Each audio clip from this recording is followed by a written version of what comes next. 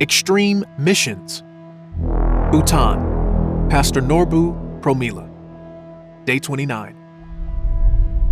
I am certain that God, who began the good work within you, will continue his work until it is finally finished on the day when Christ Jesus returns. Philippians chapter 1, verse 6.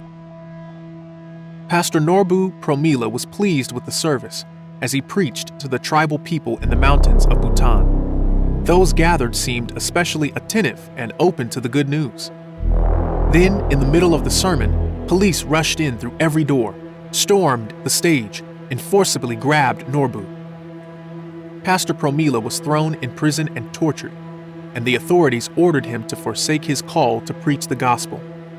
He received massive head trauma, and when authorities finally let him go, there was permanent injury to his body. He returned home, where his wife and children were shocked at his bruised and bloodied face. 10 days later, he died as a result of his wounds. Pastor Promila's congregation refused to give up his mission. Shortly after his death, they met together and called for volunteers to continue Norbu's work among the tribal people. 5 hands went up, one of which belonged to his wife. She answered God's call to missions while also caring for her 5 children. She ministered faithfully, and she and the other workers have seen many tribal people won to Christ. God provided for her needs and her children's.